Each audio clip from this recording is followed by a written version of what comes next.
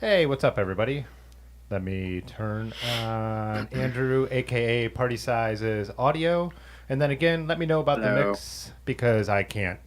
I could only hear us talking. I can't tell what the mix sounds like to the rest of you guys. So, faders look good though. Anyways, if you don't know, this is Andrew, aka Party Size Cycling. We've done a couple chats before. Uh, Andrew always has some hot takes, so I'm always interested to hear them. And this one came through just in a text last night, so I was like, I just made up a thumbnail based on that's his good. one sentence text.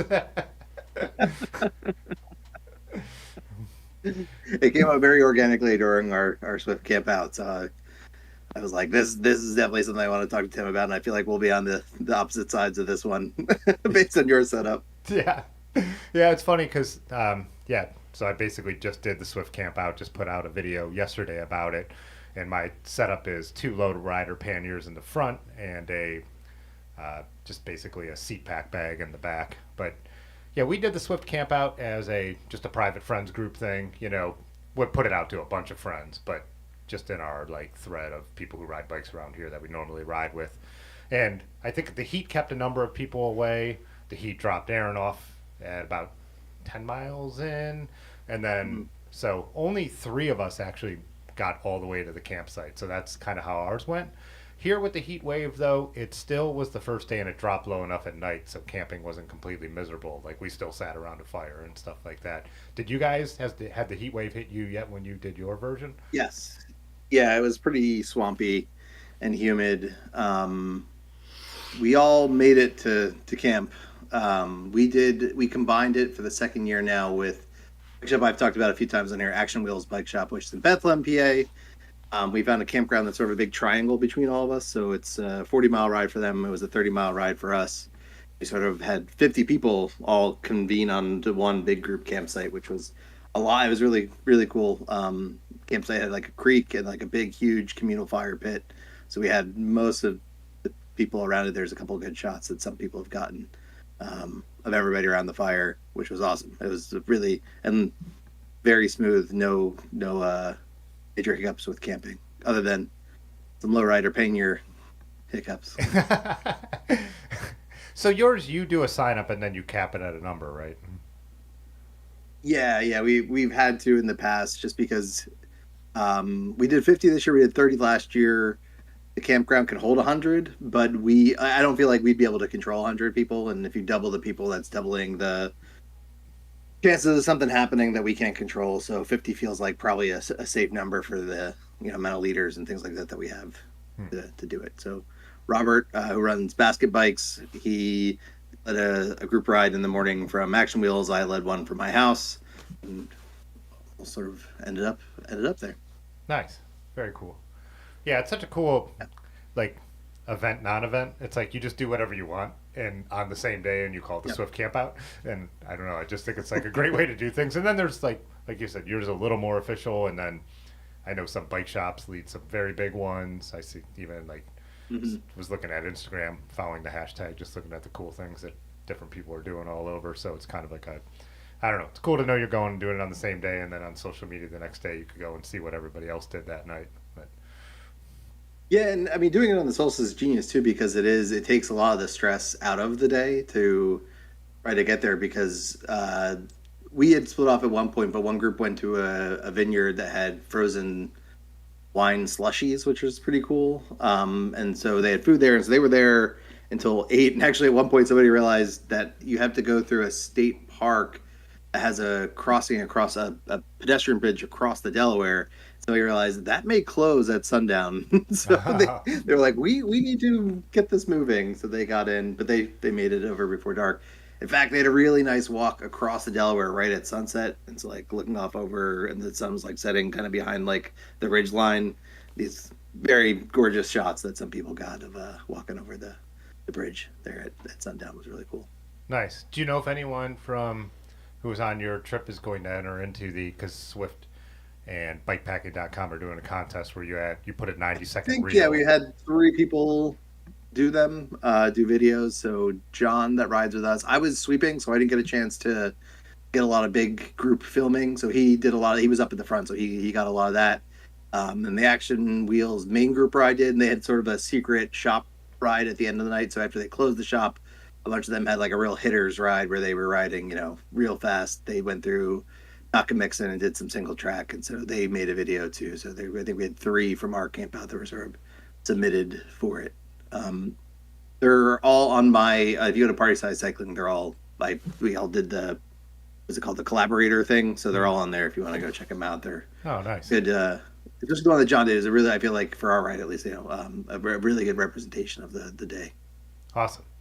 Yeah, I was like, Swimming, we got hit two swimming holes, and a brewery and a vineyard, and then yeah, this was a gorgeous day. Like really, could not have asked for a better day on the bike.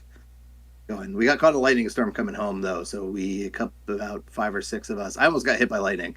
It was it was like a block away. Yeah, it was. I'd gone to a convenience store. We were heading to a spot where we said we hit a town, so we were like, all right, everybody, some people were getting coffee. Some of us wanted to hit a convenience store to get Gatorades and stuff like that. We said we're all meet here. John and I were walking, and like to my left there was a spotlight that I saw like pop and made like a crazy noise. I looked over to the left and over to the right, like maybe it's probably like a block and a half away. Lightning hit, so I was spooked. And a couple of us were. And Natty, who he had like an abscessed tooth. He was a real trooper and did the ride the first day anyway. But was like, mate, I'm struggling, so he was ready to go. So maybe the person with the low rider panniers that had a rough spill, and he was just I think ready to be done with it. And then yeah, and then so a couple other people were spooked by the lightning too. So we some people finished it, waited out and finished it, and some of us got a quick ride back for like the last like 15 miles. And it took my wife came and picked a few of us up. We made it work. I am not a big fan of being out in lightning either. Yeah, so No, I don't mess with lightning. I'll ride in the rain. I don't care, but lightning is not worth dying for. Yeah. Like it was also because going home, like it's not even like we're going to the camp out. You know what I mean? It's just like all right, let's get home. Get everybody home safe. Especially when you're doing something more official. Like I feel responsible for everybody in a lot of ways too. So to make sure that like if somebody's not having a good time, that's not what we're here for. It's not supposed to be a death march, right? So yeah. people wanted to like no problem at all, very casual. Let's get out of here. Yeah, we got up in the morning and there was a pool at this campground, but it didn't open till 10, and we had like finished our coffee at like 9:20, and it's one of those things, and it was just the three of us since everyone else had bailed. And I know Woody has kids and stuff, and he was like, "Do you guys want to get going?" And we're like, "Yeah." In the evening, he was fishing. There were two fishing ponds at the campground, and he did a Yeah, little it's bit. not Woody, right? Yeah, yeah. He did a little bit of fishing, and Ben went and checked it out, but it was like, because we're like, I knew you weren't supposed to swim in the ponds, but no one was around.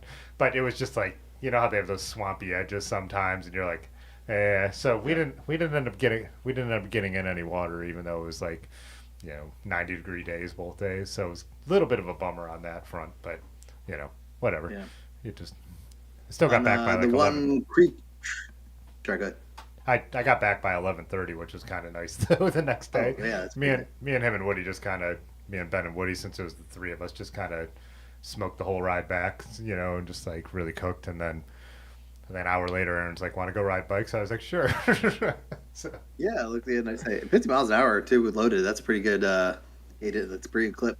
yeah, We were our actual riding was fairly quick, but it was we were trying to keep everybody together. And like I said, we had a lot of stops. So every time you stop, it's kind of hard to get everybody corralled to start moving again, especially with the swimming, right? Because everybody's in various states of undress and getting back together and smoking substances and all that, which was fine. Like that's what this ride is supposed to be. So we only go in 30 miles, but like I said, we left at noon, and the last people rolled into camp at like 8 o'clock. So we had a lot of time off the bike as well, which is great. yeah. The way out, we were more like that. I mean, we leave real late because we do the Swift camp out when the bike shop closes at 4 o'clock on Saturday. But again, that's the cool thing about the solstice is you just have so much daylight. You got a lot of daylight. Yeah. We stopped at a brewery and had pizza and had a couple beers, so it was definitely like there was no race to get out there. But just with everyone else bailing and it being three of us fairly strong riders on the way back, we're like, Yeah. why not? 2 years ago, we had one where the weather was supposed to be pretty rough, and again, lightning was pretty heavily forecasted. So we went from 30 people signed up down to five. Hmm. Um, and so the five of us went. We did not get a single drop of rain on us. So Miggy has, we like to call it, OnlyFans weather apps. So he has two paid weather services that he does. I think one's like Epic Ride, where you plug in your route and it tells you where the what the weather is going to be like as you're going. So he had that, and he was sending us screenshots. It was like, we are going to thread the needle. We're going to miss it all. But we couldn't really convince everybody. And like I said, I'm not asking anybody to go risk their life to go bike packing. So it was totally fine. But we were like, all right, let's do it. We're only at the year we were only going 20 miles. So like, if we get into some shit, call for an extraction. It's really not that big of a deal. So we rolled the dice, and we had a absolutely great time. At one point, though, we thought we heard thunder, but then we realized it was a minor league baseball game, had fireworks that night that we could just hear from the campground. But there was I thought those fireworks going off when Woody was fishing, because we saw the sky flash a couple times, and I was like, oh, is that just someone with an RV with some kind of weird thing? But I think it was actually just like that kind of. I've never looked into what this means. I've been saying it since I was a kid. Heat lightning, because there was no storm clouds. The sky was Got clear. it. So I think that's Yeah. what it was actually. Because Ben was like, "No, that's lightning," but it wasn't like the kind where you're worried at all. It's like just Yeah. flashing in the sky off in the distance or whatever. So ride the lightning. Are we doing Metallica songs tonight? Is Yeah, that how yeah, we, yeah, yeah, how we get it?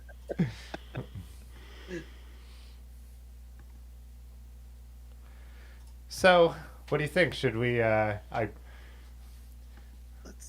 start fighting. Well, should I? Well, let me jump over to this picture. So, Yeah. by the way, this is my setup from the Swift camp out right here. I have it up on YouTube. Not on I our have a chat. YouTube screen, so I'll see it in like 30 seconds. Yeah, yeah. But I've also said, so this is so. I'm not going to make my point. I'll let you make your point first, and then I'll counterpoint. So this is the setup I just used. We've done one overnighter earlier this year, and this was the setup I used. So it's no low riders. So I do have an opinion on the same bike with two completely different setups. So the other one, I know you're probably Okay. not seeing it yet, is just two Swift Zeitgeists in a frame bag. So everything is up high on the bike. There's nothing down Right. low at all. There's no racks on the bike, period. So, and I do like the idea of rackless bike packing just because it's so simple. But, uh, anyways, I think you just take it away. Good. All right. So that picture, great example, right? So my issue with lowrider, in theory, lowrider panniers on the road or on like gravel, all good. Keeps your center of gravity low.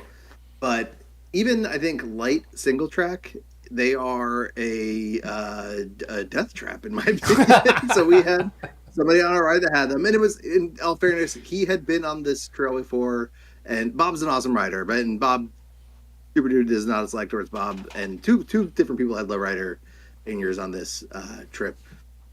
But we were going a little further on the trail than he had been. I don't think he realized how kind of rutted and deep some of the ruts, in fact, are. And actually, some of them had been filled in because there were some like good, like 8-inch deep ruts in parts of this trail before.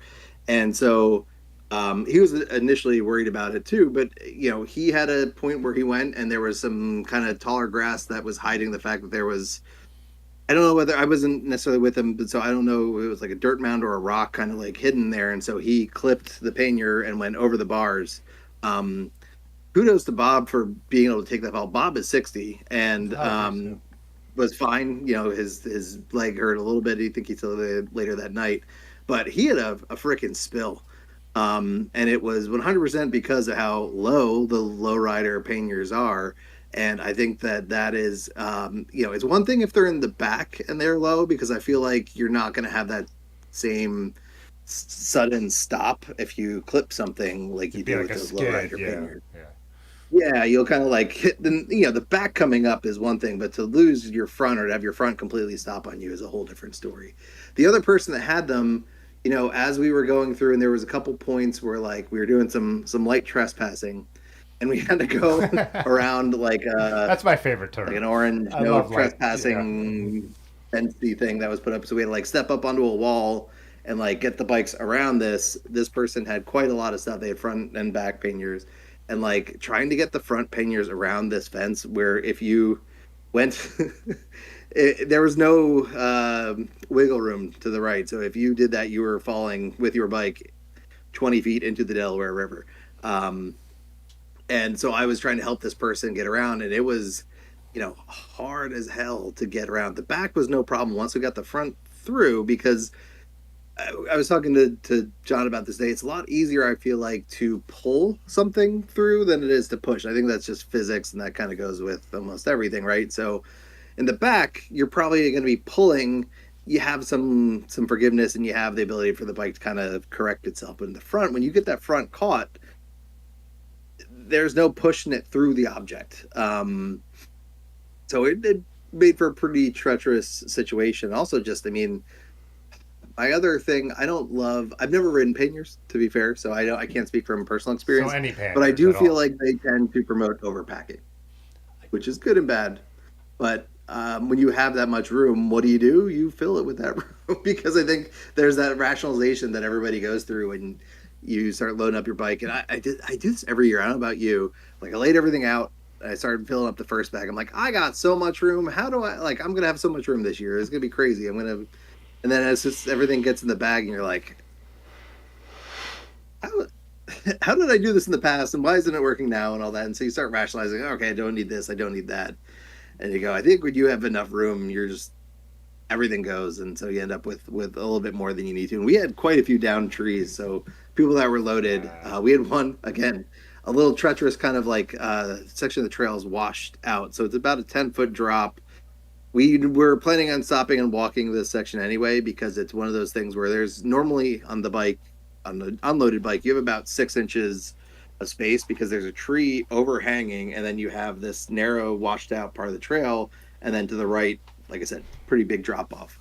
So you really only have like 6 inches of wiggle room to like hit that perfectly, so you're not going to get clipped by the tree and get knocked into the thing. So we were going to walk it.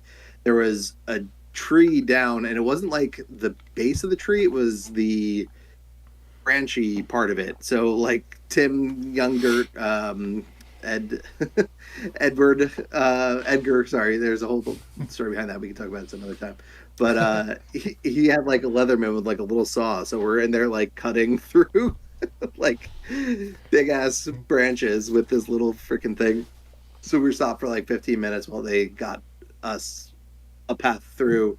But yeah, the people with panniers, that was rough. Like, we had to really struggle to get it through that section. And again, it's a little precarious, because you lean too hard to the one side, and you're taking a spill. And that part had like rocks at the bottom of it too, so it wasn't necessarily like, because it's a creek, it's not a big river, so you would be pretty effed up if you made that wrong move. So again, like, I don't. I think on pure road touring, panniers, yeah, that's great. Especially if you're gonna be gone for a long time, you're doing the tour, like a bigger tour. Panniers make a lot of sense. Totally get it. But uh, with any sort of trail riding, I don't know if you can see that. Sounds like bullshit to me.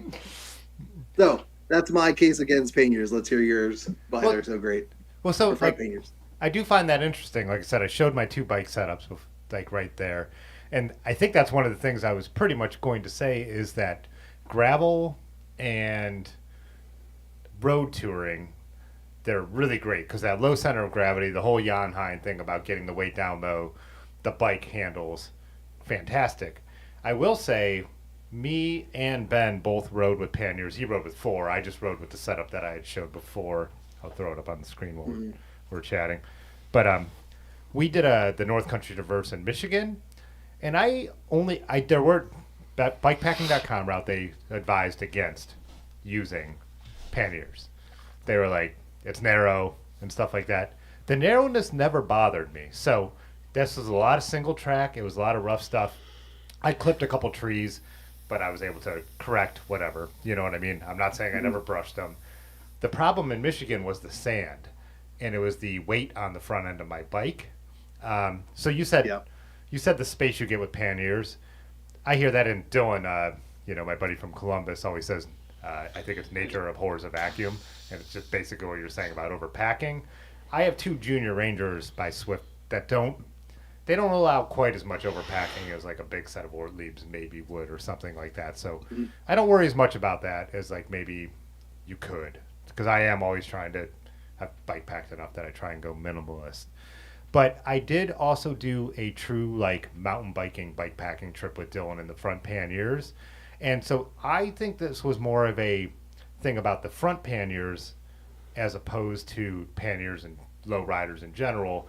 I just couldn't pull up the front of my bike when I needed to. So we were at a place called the Baileys in southern Ohio. And at a lot of the downhills where before it goes right up, they also use those as like kind of drainage ditches. And you need that just like Mhm. a little bit of ability to pick up the front of the bike, which I couldn't do. So my wheel was like bashing through that stuff. But I didn't feel the low riders were a problem for the single track. I felt like they were helping me, keep steady on like good solid dirt. But if they were in the back, I felt like I would have been absolutely fine. So I don't know, and I thought you were also going to maybe make the point that you can't get into them if you're only riding low riders and you want to access stuff, because I feel like if I was low riders in the front and the back, that would actually be a thing I had against them. But since I run the Swift Zeitgeist in the back, those side pockets, that's where I put my snacks and stuff. Or I'll run a frame bag sometimes and I can get my snacks out of there. But I do think a mark against them is if you're running four low riders and you want to be able to access anything without hopping off the bike, which sometimes you do, depending on the group Yeah. you're riding with. I do think that would be a thing against them. But yeah, so I guess like the maybe we're both in agreement that like front panniers can be a negative, Yeah. but mine have only Somebody been. mentioned it's not that hot of a take that low bags are going to be a problem with chunky trails. Like, Yeah, yeah, it might not be that hot of a take, but like I said, just from this, I was like, I don't know. I feel like it's something that some people love painters and people love to to speak on the benefits of them, and like, I don't need this, bike packing specifics, or like the traditional like setup. But yeah, because again, not really having, this is one where this is not something where I have personal experience, so I didn't even think about that. That yeah, it's hard to get in and out of that. I do run. I have anything cages that came with like the buoy bags from Salsa. And I've had those. Those sit up high. Those are, you're not yeah, getting below the hub, right? And so I feel like that's high enough that you're really not, maybe there's no way that those are going to be any less wide than my legs. At least I have pretty big legs. So I don't feel like those are really giving you that much outside of your normal like width of that. But yeah, I didn't even really think about that. I did want to say one thing though. This is the first time that I'd always had when I first did my first bike packing trip, which was the Nutmeg COVID year. I had just gotten into this and I was scrambling to just get whatever bags were in stock, because if you remember back then, like, it was impossible to find yeah, anything. And I was able to get some used stuff from somebody actually on the Path Less Pedaled uh, Discord, who I ended up riding with and stuff like that. He lives in New Jersey, and he's like, "Hey, I have some stuff I can tell you."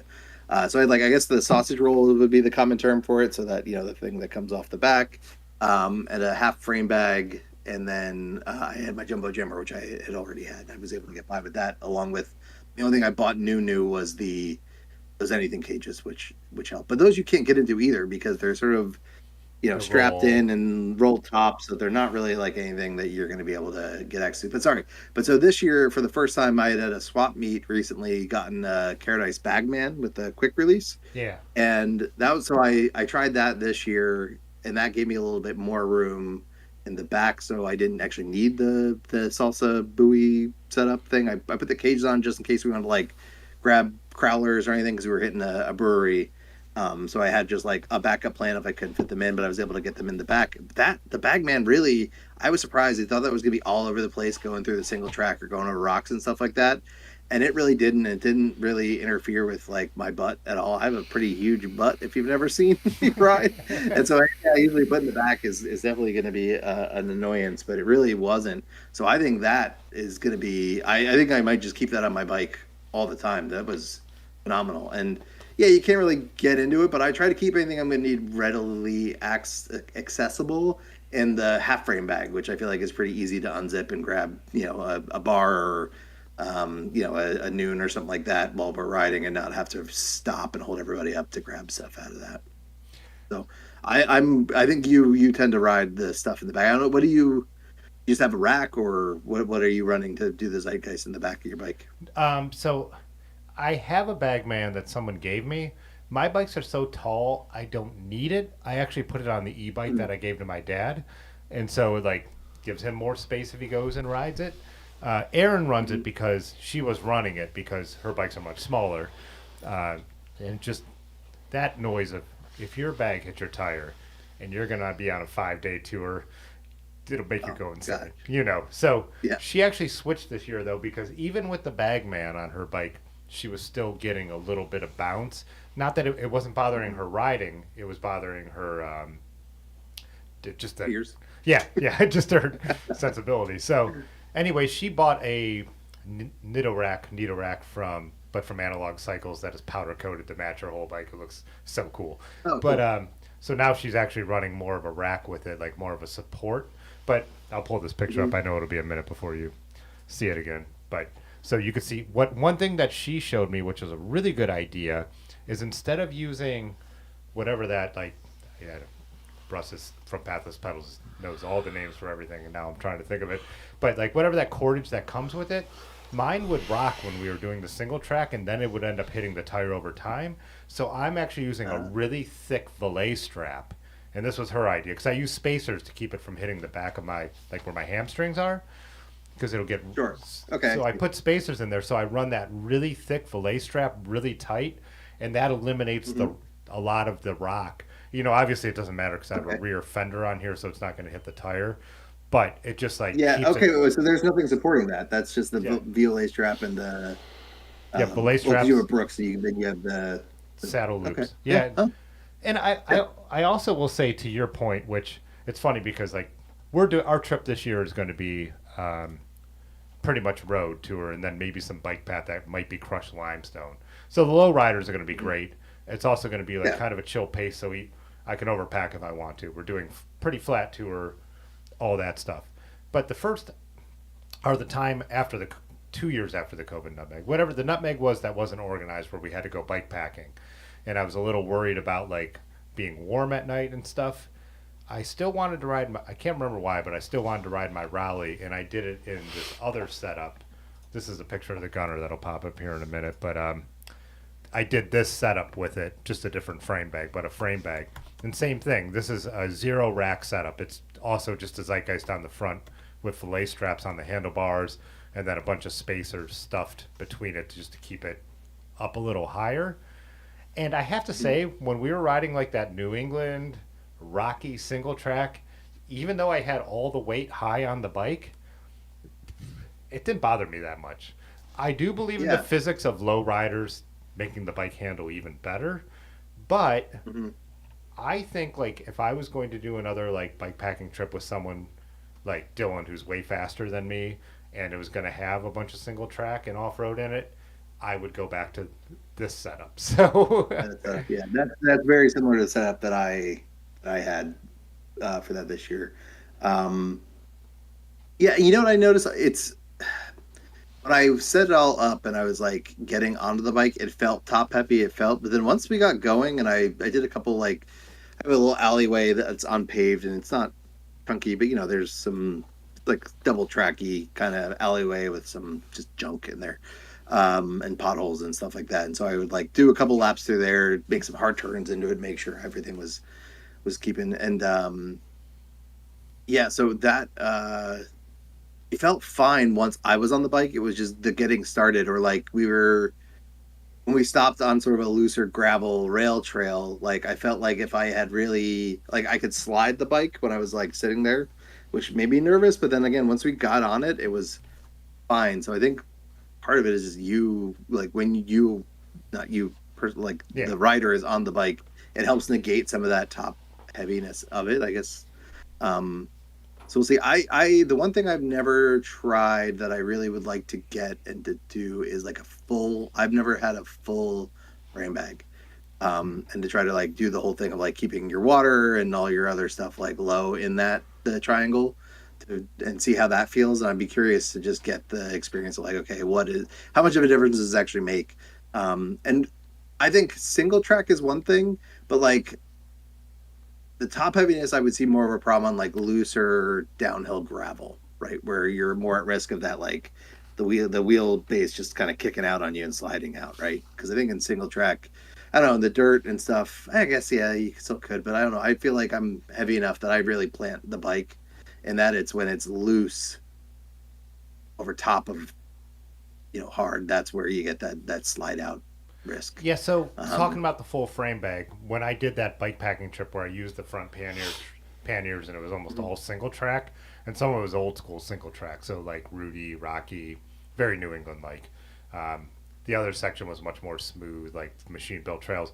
But Dylan was full frame bag, and he was still like bunny hopping and sending it. And granted, Dylan's a better rider than most people I know, but I do think like I noticed like I'm like if I was not packed this way, I could ride better. And I was like the way he is, and I think he was doing like a handlebar roll, so he had like just stuff right up tight on his handlebars, but almost everything in that frame bag, and it made it so he was still riding his mountain bike like he would be mountain biking in a way. So I do think I don't like the aesthetics of it, but I do think like functionality of like full frame bags and like stuffing them with the weight is definitely, and, Yeah, and then bikepacking.com it talks about it introduces a all the whole other time. weird problem with where do you put your bottles and stuff like that. You know what I mean? So then you got to start to run fork bottle cages or Yeah. something off of your saddle, or you got to have a bladder. So I think Mickey ran a bladder with just a hose coming out of a frame bag this year, and he said that worked out pretty well. He was able to just kind of like grab the hose, and it was long enough to get up to his mouth, and so he was able to like carry Ah, all the water story of there his and didn't life, have to huh? do bottles. Sorry. But that, Hey, you yeah. just can't get away with saying stuff like that in my friends group. So,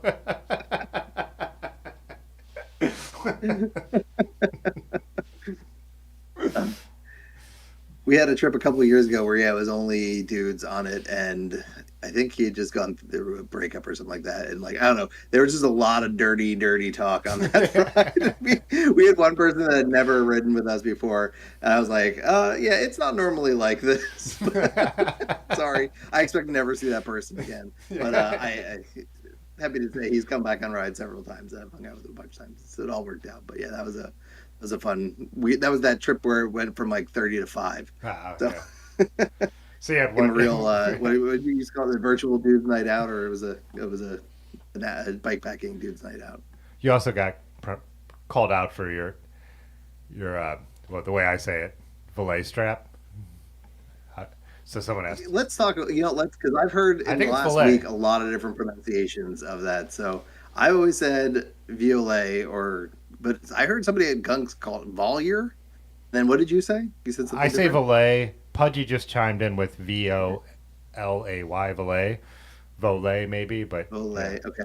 I definitely Ohio I it always with the just said valet VOA, but because I'm notoriously bad at pronouncing French things. One time I used to read the morning announcements in high school. Like it was a different, the seniors got to like put it and do it, and I got it. And like the French club had something, and I was just reading it off of a sheet of paper and it said Merci beaucoup. And yeah. I had actually never seen that written down at the time. And I think I just read out Murky B Cup over the announcements to the entire school. That sounds so funny. The murky is what sounds funny because B cup I think we've all said as a joke at some point in our life, but Right. Murky B Cup. That was cool though because I also got to play the music in the morning. So like I remember actually the superintendent of the school at one point called up to the AV department and was like, I think I had a Blood for Blood covering Motorhead that I played in the morning, and people were like moshing through the hallways, and so they called and they're like, "Never again, or we will no longer have music in the morning." So I was given a week ban of picking the music in the morning for the school. I think I'm real close to now having a pin with the what do you call it? The phonetic spelling. Like Rossipathlus pedal. He did a whole Yeah. episode on Pannier because people are trying to Yes, pronounce Panier, which would be more French, but whatever. It's like also, I'm one of those people. I'm like, it's pronounced like not filet, but like locally things are pronounced the way the locals pronounce it. I'm huge on that. Like, it doesn't matter yep. that it's Lima Pernod per, Peru. It's still Lima, Ohio.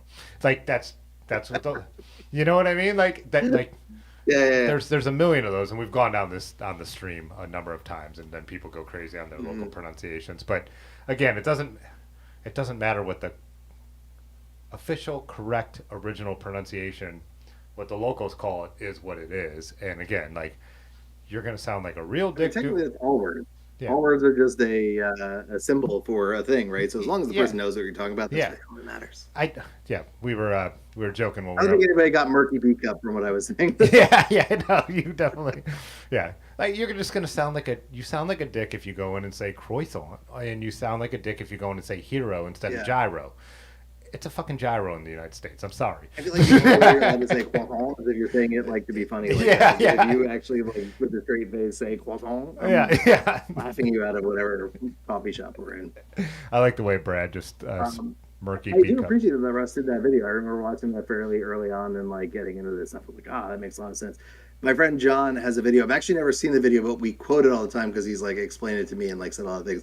But he found some YouTube video early, like he was like a Philly fixie kid, so it's all the Italian track bike stuff. And so there was a video they found that was like how to pronounce all the Italian bike words, and so it's like Cinelli, but it was like they were really hamming it up. Whenever I come across a Cinelli, I'm still Cinelli, Colnago. When we were just up in Michigan for the handmade bike show, me, Woody, and Brad stayed with Frank from Lugs Not Drugs, and in the Oh morning, yeah, yeah, he said Adidas, and me and yeah. Woody just like on a swivel. We're like, "Excuse me," and he was like, "I used to coach soccer," and my response was, "In which country?" It's like. And yeah, we just wouldn't let it go. Then we walk outside and we're pronouncing every single car name ridiculous, like so. Yeah. I have one that I'm trying to get to catch on that is I'm a big fan of and people seem to really enjoy, which is Racha Face. I can't even. If you can get it, race face. Oh yes, yeah, that's good. Yeah, because I've definitely heard Durace for Dura Ace, and Yeah, that's it's a play off of the. So supposedly that's why they put the hyphen in there because people were pronouncing it Durace oh, and not getting that it was Dora Ace, so they put the hyphen in to make sure it was like two distinct yeah. um, things. But yeah, and so the play became like, oh, those are nice cranks. Oh, they're Racha Face. I love that. I just had my Rachafache crank switched out, so the fact that I couldn't realize what you were going for there was great. I also heard just today I was watching the bikepacking.com review of the new wireless GRX, and he said Diore. I've always heard That's what everyone. I've always said too, Diore. Yeah, Do you say Diore and not Dior? It's a Japanese company, yeah, not I a French company. didn't know I was wrong there. I don't know if you're wrong there. Dior makes sense. Yeah. I assume bikepacking.com and the guy on that YouTube channel, drawing a blank on his name, knows more than I do. And for what? That's Japanese, right? Too. So I don't know. I'd have to be Yeah. schooled on that. So that's yeah. So you're right. It probably is Dior and not. Oh, I feel like Japanese words don't put e at the end of stuff anyway. So that's a weird But they've already thing. changed it they're definitely changing it for the English market. The Japanese aren't trying to sell, like, I mean, they're trying to sell Durace to the English speaking market more than anything, right? So, Sure. That's a good point. I don't. Is there if you buy Shimano stuff in Japan, is it still the same English words on it, or is it in Japanese? Because I feel like if it was in Japanese, you would see them because that I feel like I would we would be 100% try buying to them. seek out I'd like be trying to buy them, yeah. yeah. No, Yeah, I'd be finding the Diore cranks with yeah. the Japanese Yeah, lettering on them. They should do that. Oh my gosh, yeah. they should do like a special run of those. Those I would mean, they kill. did a silver run of GRX a while ago, and everyone made fun of it, and I was like, I know everyone's making fun of this, but I fucking love it. Like, like, they're like, oh, they're So just, I haven't. If we want to go on to a side tangent, though, I haven't just because of been how busy the last week was with a few like personal things, work, and then trying to plan this. But I know they also they came out with one of the lower end. They're like dropping the Di2 down further into the thing now too, right? yeah, I I, tried to follow the bikepacking.com video today, and they had just released the mountain bike version stuff, the right, the XTR, XDR. Yeah. XT, Diore, all wireless. And then I think the drop either today or yesterday, I can't remember. I took a nap today, and that throws my whole entire time frame off. But yeah, GRX, like a new version of Di2, but it's only one by, but it's compatible with the mountain stuff in the back. So the drop levels Okay. were drop bar levers will now work with the rear derailleur of the new XTR, which is really really Which cool. about effing time. Like, Everyone get wants on that. board. Everyone wants Sam's that. been doing this for freaking ever. Yeah, do a And wireless speaking of which, mode. what is it? It's SRAM, not SRAM. Speaking of which, but Yeah. wrong pronunciations that I always do. Uh, that's cool. That goes back to we. I was riding a bike today that was an old Miata with 7-speed friction shifters, and I was like, "This is great." Um, and it came back to the like, man, I know it's another hot take, maybe this whole episode, but electric or friction, nothing in between. Um, that's cool. I know people are gonna crap on that, and I'll be the so the you point your anger towards me. I'm happy that stuff's going lower. I think it really does. And from leading a beginners group now, index shifting is a huge mystery to them, and it's the number one thing that's wrong with all of their bikes when they show up to their first ride Ah. that you have to sort of work through because they don't understand barrel adjusters, they don't understand cable tension, they don't understand cable stretch, they don't understand I had this fixed and da, da, da, and then 2 months later it's not working again because I've been riding a lot, and to try to then on the fly explain barrel adjusters to them and like trying to explain lengthening cables and stuff like that's a hard concept for people to get. So I actually do. I know it sucks because yes, it's going to possibly increase that bottom price a little bit, but I think it is actually a good thing for beginner riders to be able to have access to electronic shifting. So throw in the go wild in the comment section on me, but I Well, think that that's actually going to help get people into bikes. as someone who's a huge two by fan, Mm-hmm. and start like, especially with vintage ones, like they're so easy to set up. I think people blow this out of proportion. Two limit screws, all that kind of stuff. It's not that hard to deal with. Again, not anything as a complete noob is going to be hard to set up. You take it to the bike shop, whatever. Definitely, if there's a phone app though, you set up a wireless group set, you have a better shot. I totally hear that. But when I had Otis on from Dirty River Bicycle Works, one of the streams, and he was talking about the advantages of one by, he was like, because he was like, no one who comes into the shop pays attention to the setup on their front derailleur, and they're ruining their chain, they're ruining the front derailleur, they're ruining all the teeth on their front two chain rings. He was like, for me as a shop owner, not having to deal with trying to explain front derailleurs to people is a huge benefit. And so it was one of those things like having these conversations, like why we're doing it. We put it like we're having a definitive argument, but it's actually a great way to gain understanding on different ways to ride. Um, and that like sitting there is like, oh, that makes sense. I never would have thought of it that way because for me, it's like, no, like with especially with a vintage friction one. As fast as I want to shift, I change the tension and all that stuff. But that's who I am, right? But for Yeah. other people, if it's a total mystery and it's just messing up all your stuff, you don't care I about would your go beyond cadence. that. They don't even understand the concept of it. So what for the beginner group, what we would do is the first half hour was like an info session. So I would actually like go and prepare a document that I put in our Discord, and I'd run through some stuff real time with the people, and like an example of all their bikes. Like this is a 2 by, this is a 3 by. Here, the one is not better than the other, but here's why they're different. Here's why you would use this gear versus that gear. That was the biggest thing that we spent the most time on. I thought it was going to be on like, yeah, like my stuff doesn't shift right, or why doesn't this work, or they could not and this is not. I'm not trying to be like, oh, these guys couldn't. They do not understand the concept for a long time until you start riding more terrain. Because that's the thing. If you're riding flat rail trail, which is what most beginners are riding, you don't really need to use the front derailleur. And so every time they do, it makes a lot of noise. It's probably not adjusted correctly. It messes them up. They don't, they're either spinning out like crazy, or they're like, why is it so hard? They don't understand it. And a lot of the bikes they have are going to be 3 by, right? So like the hardest thing to understand or to be in the right front chainring position. So we spent a ton of time going through that with them and trying to help them understand. And as we're on the ride, like, okay, now we're going back and it's a 1% downhill grade. Now's when you want to use that big chain rings, try such and that. And then all of a sudden they were all like, oh my gosh, okay, I get it. Right. But like until you have somebody sit there and show it to you, most of them get too afraid to use it, and they just like, it doesn't make noise here, I'm leaving it. They're missing out on half their gears. I literally, when I got back into cycling, which is a little over 10 years ago, it was the same Trek, which is 3x8 that I had forever, a Dior group set.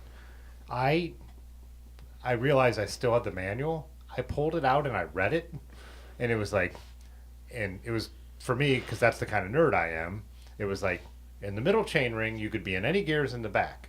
It was like in the high chain rear only be in the top two, and the low front like front ring, the smallest front ring only be in the the biggest two in the back, and it explained that, and I'm like, Yeah. I literally read that, and I'd probably ridden that bike thousands of miles when I was younger, and probably never really thought about it. Maybe I intuitively was doing it right. I don't remember. You know what I mean? I got it in 2001, but 10 years ago, I literally read about the group set and oh, this is how you shift a 3x8. But most people aren't going to do that, Yeah. and if someone doesn't teach them that, one by makes so No, much and more a sense. lot of You them have don't have numbers.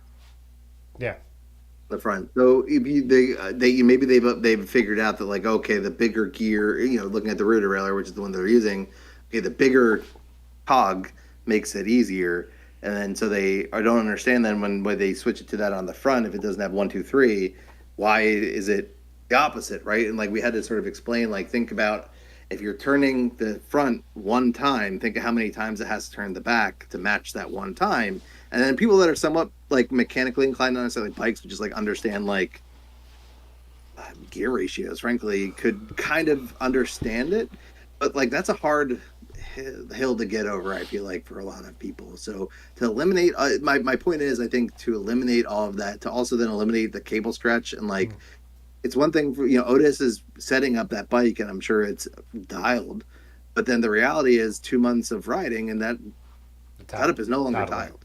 A servo is always going to hit the right spot, right? Once it's set up, it really, unless you bend that derailleur, it's always going to hit the right spot. So they don't have that experience 2 months later. And now they feel like, oh, well, now I got this thing in the bike shop all the time. Now it's cost me all this money. You know what? Forget this. It creates a frustration point. So I'm going to stick to my guns on this one. I think the electronic shifting is going to be the thing that helps people get more into bikes.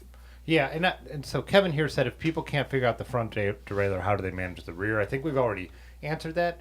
But intuitively, if you only have one thing to shift and you move it one way, you're going up a hill, say you move it the wrong way, you're going to be like, that was wrong.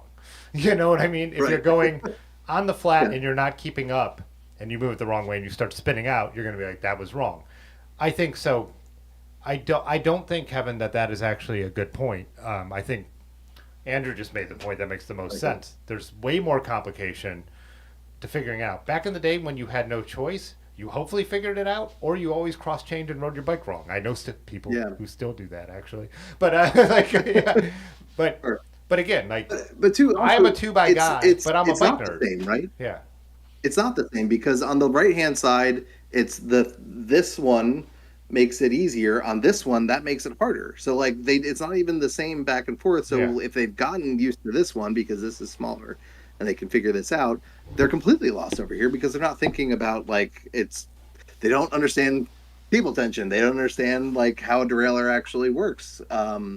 So it's a big hurdle to get over until you have somebody like sit there and like we hung it from a tree and spun it and showed people how it actually works and like had them feel how it changes when you do it. You have to be able to have that. When you're on the bike and you're barely able to like keep a straight line, you're not able to look at your feet and see what's happening when you're shifting this. That's just a mystery what's going on down there while you're actually riding.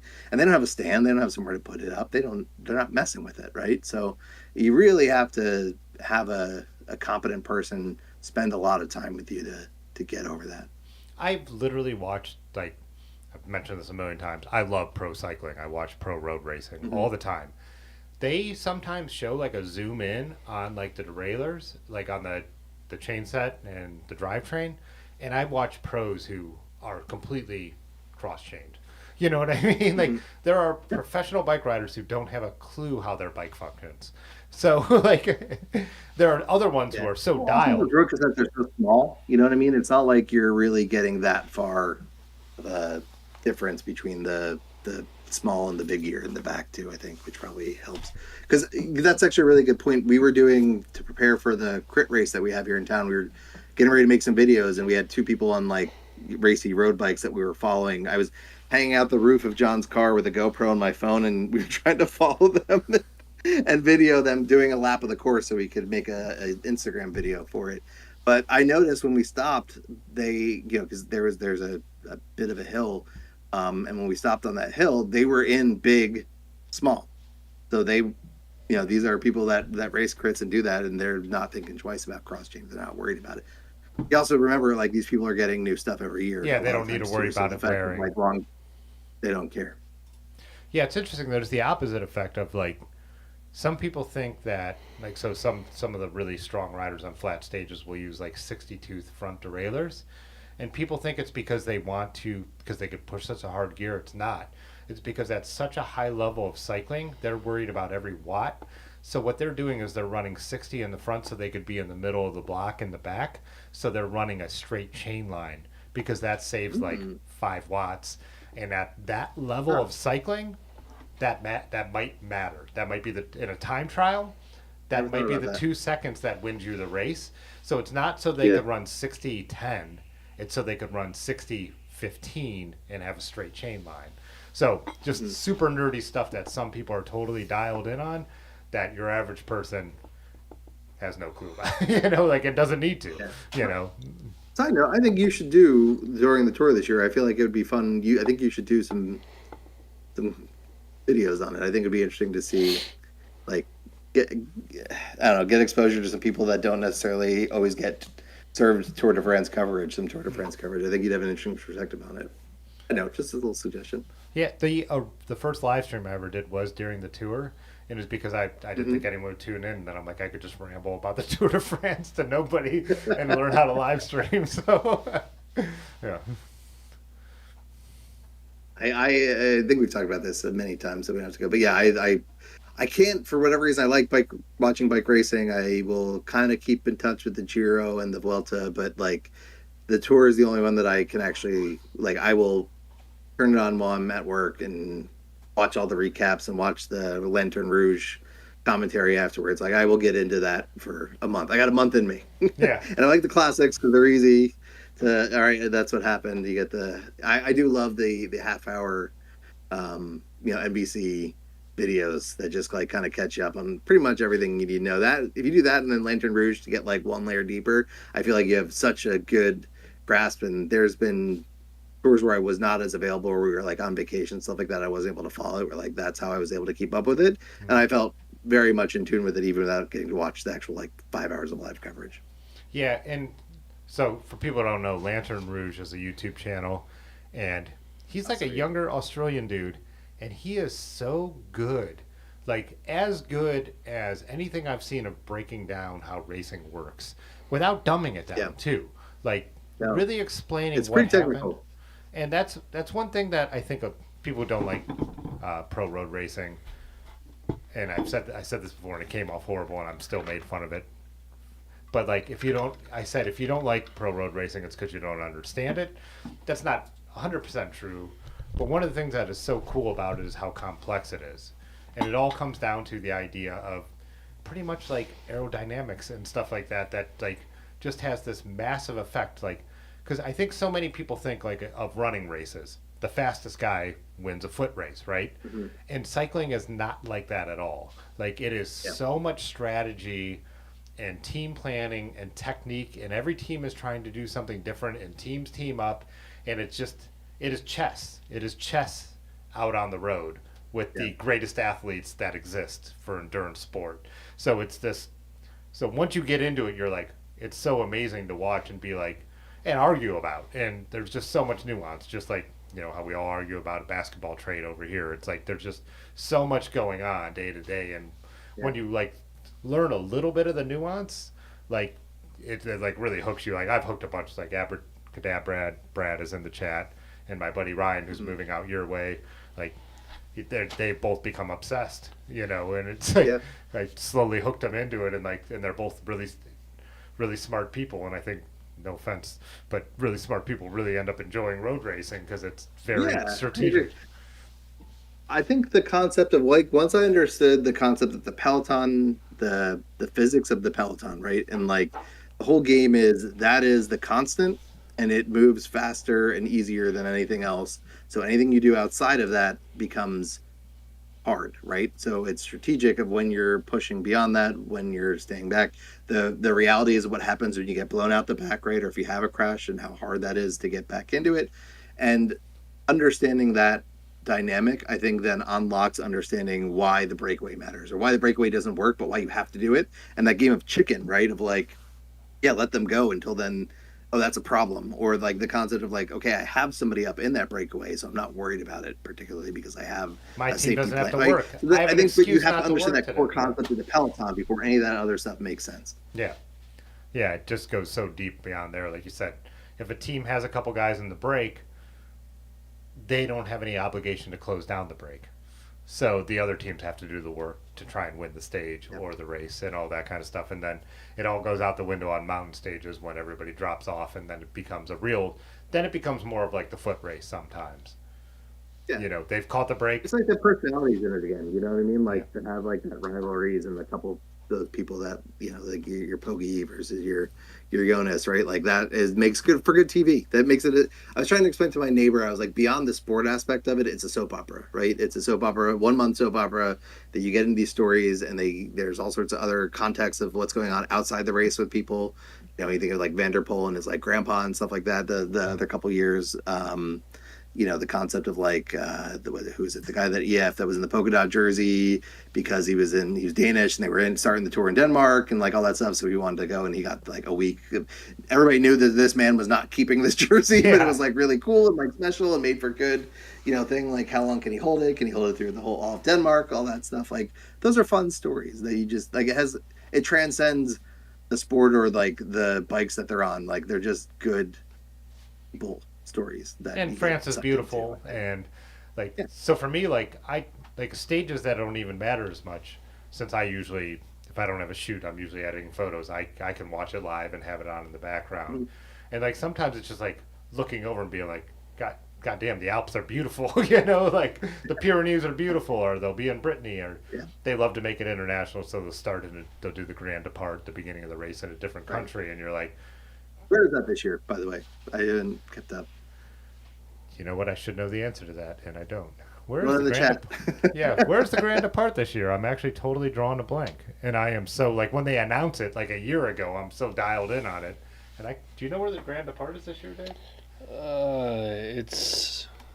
I think it's the first time they've been. I forget where. It's the first Well, time yeah. he forgets where. Yeah, why are Somebody we? mentioned the Netflix. Yeah, I'm just looking. Somebody mentioned the Netflix show. I think that is. I don't. I'm torn on the Netflix show. I don't love it. I watched the first season and I haven't seen the other ones. I mean, it's a I'm not sure who dramatization. it's for. Wait, say that again. If you're into it, you know the stories already, and you know the things. And I don't think it goes deep enough for people that are into it. And if you're not into it, I don't think they explain, like we were just talking about, like the core concepts of it well enough that you will get into it from just watching it. And I felt the same thing because I know it's modeled after Drive to Survive. Drive to Survive did nothing for me. I watched And that's the half of F1. the season of That's it. the F1 show. And yeah, Yeah. that's like my friend from high school, Sam Smith. He does a lot of like sponsored. He's a videographer, so he does like Phil Gaiman's worst retirement ever. He does the filming for that. He did what was that juniors team that they just put out a big video for. They were starting like I don't know. They were doing like Ric Flair speeches at the beginning. It was a really good video, but he works in this, and so he's like every pitch meeting is for sports entertainment stuff is it's the Drive to Survive of X. So like that show has apparently become like the gold standard now that then all of these other sports doc shows are like trying to emulate, and I like hate it. I think when I watched the first season, I did enjoy it, but I think I enjoyed it just for seeing the behind the scenes interviews because there was so much access Part of granted. school. Yeah. So as a nerd, like, because I follow these people on Instagram, like, I do watch more Watch than it. Like there's no I'm still gonna Yeah. freaking watch it. Like Yeah. let's be honest, but yeah, I just don't know who it's for.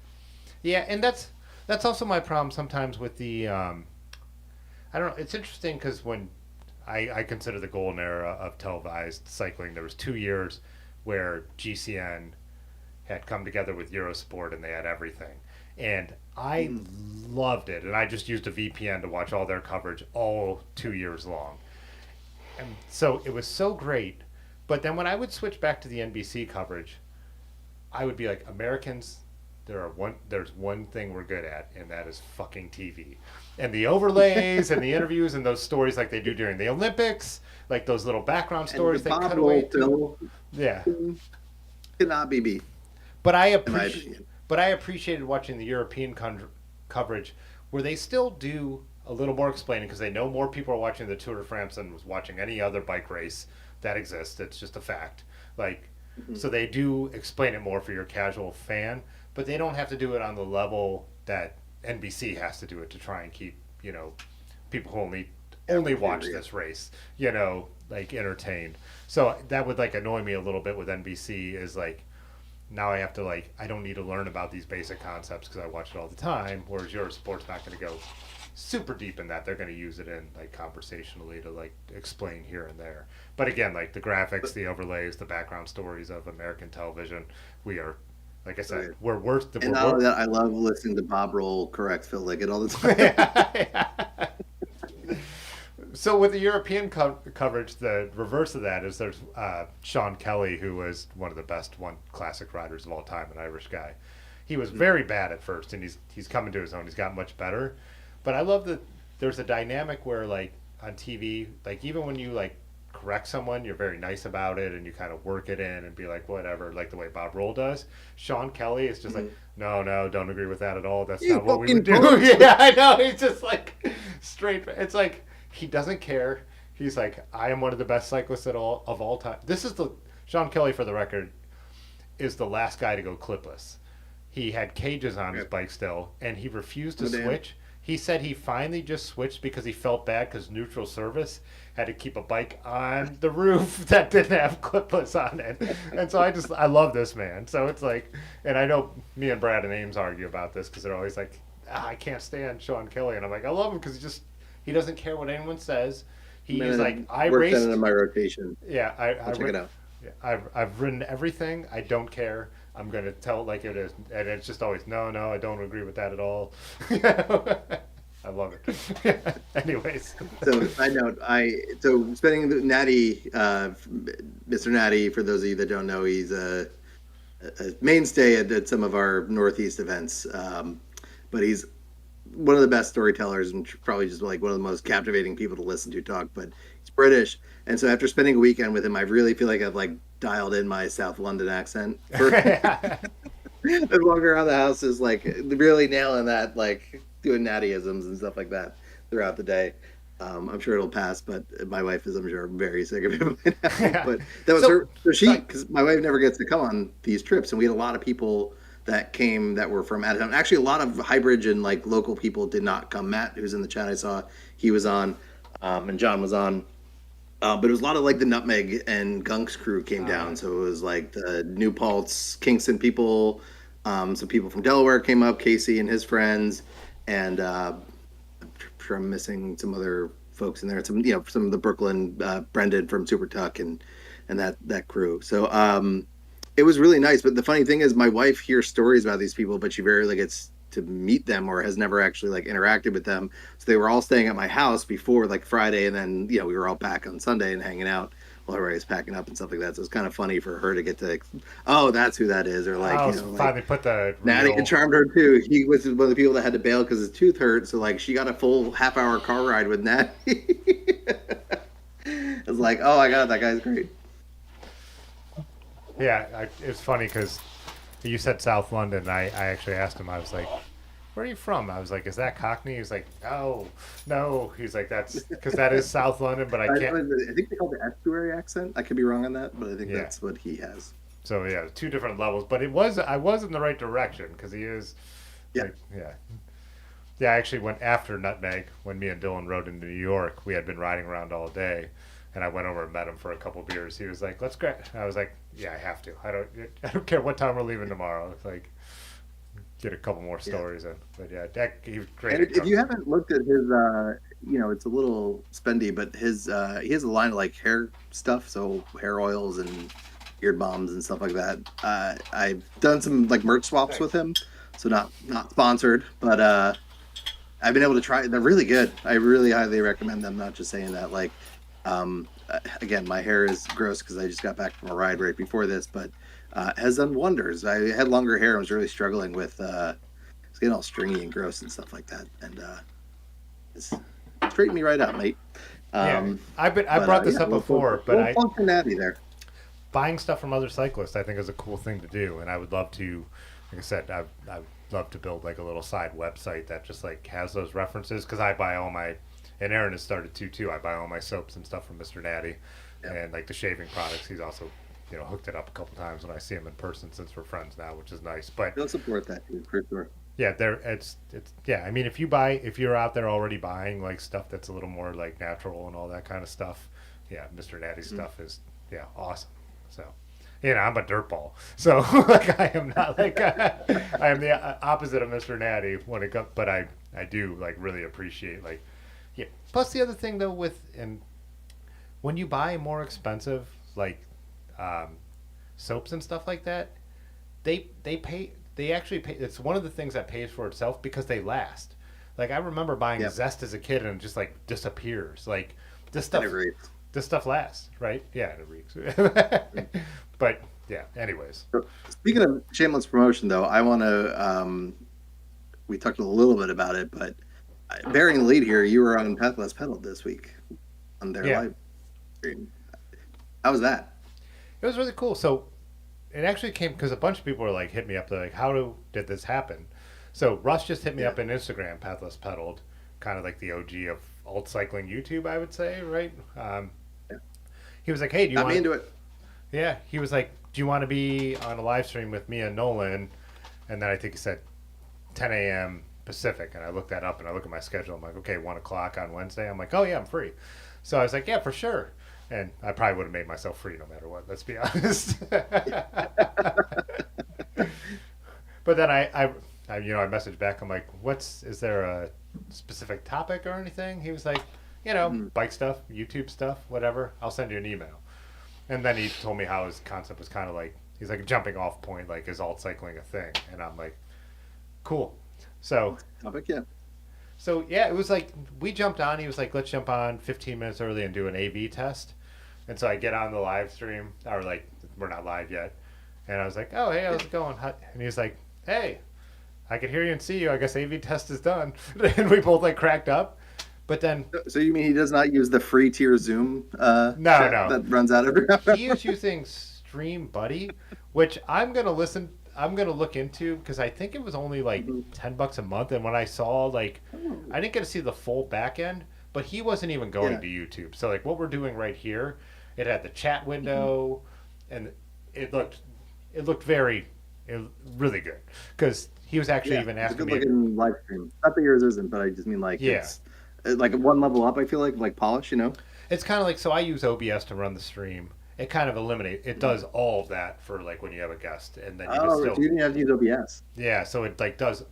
It's Wow. doing what OBS does. It's doing what Discord. So I have like 5 layers going on right now, and it was doing like everything. So That seems like a no-brainer almost to simplify that. really cool. I think definitely worth it, and especially doing this every other week would make it way easier. And when I logged in, I had no issues, and I had never used it before because I even said to him like, "Oh, I'm glad everything's working." Usually log into a new software and everything all of a sudden goes to chaos, and it was super simple. But so then we ended up chatting. Nolan jumped in. We chatted. Went live, and I thought it ended up going great. I was telling you I actually had like an irrational like amount of nerves. Like I all of a sudden like got really nervous, like because I'm in control, right? So it's like whatever I say, and if I mess up, everyone here just roasts me anyway. It doesn't matter. Like I'm used to just being made fun of. The charm of the of a guy who like just picked this up and started doing it, right? Like, yeah, and then so it's like we're going on at 1, and at 12:30 I was like, well, I know what to do for nerves, and I went to the fridge and I cracked a beer. Like I'm like, don't get sloppy, but yeah. little I was gonna cup. say, what ABV do you choose for that situation? Yeah, like, is that like an 8 or like a Yeah. 6 or like what do you what's your I think I went with like a 5.5. Yeah, Okay. but I think I drank it all before we went live, and then cracked one just to sip on during the stream. That was my strategy.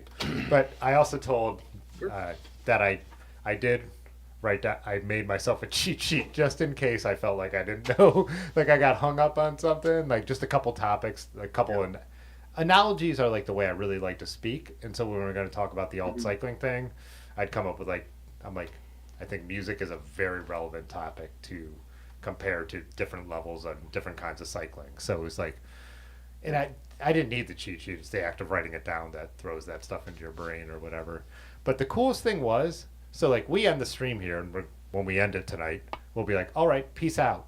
And I'm going to end it. We're going to say goodnight to each other, and that's completely a real good night. He was Yeah. Russ when he ended the stream. Me, him, and Nolan probably talked for 20 more minutes, just like casual Oh wow. conversation. Like That's cool. Do just you know he was a fan of the channel? Like, because I know that he had talked about how he watches it and and he's working on bikes and stuff like that. Were you had any idea that he watched or I knew that that he was it to you? aware of it just from he had done the one thing where he pointed out bike channels that that people should check out, you know. Hmm. And then like on Instagram he had commented a couple times, and I'm like, that's cool that Russ knows who I am, like Yeah. because No, that's you, dude. That's cool. I know he's just a guy, but like, that's cool. Like, you know what I mean? He's a touchstone for a lot of us. yeah. So I did know he was aware. I didn't think he would ever ask me to be on one of his live streams. Like that was actually yeah, it was pretty cool. And the bounce in the Well channel. deserved, sir. Yeah, Sure. thanks. Yeah. The bounce in the channel has been like slow and steady. Like I went back and checked out the stream, and it has like 6,500 views, which for a live stream after the fact is pretty pretty good. So I've just noticed that there has been a little pickup in the channel. Um, like yeah, not like a crazy bump. I think he gave me a much bigger bump when he mentioned it in the video. He put it on the radar of a lot of his fans on having it on a video that was a produced video, and but Yeah. yeah, And yeah, I will say that I have to be sort of it's a problem with YouTube right now in general, I think, with the whole algorithm pushing like hour plus videos. So it's pushing a lot of people to create longer form. I often do not like when I sit down to watch YouTube, a lot of times it's like, okay, I want a 15-minute video that I can like watch and be done and move on to something else. I'm not necessarily always looking for an hour. So sometimes I'll save them and sometimes or like they'll get recommended a few times in your hmm recommended bar, right?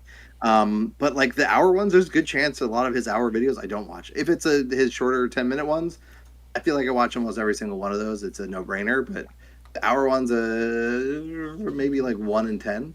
So I do think that like yeah, that makes sense that the bigger bump is from the shorter videos. 'Cause I'm sure I'm not alone in yeah. that, but it's YouTube Same with sort of here. My pushing channel's the that. same.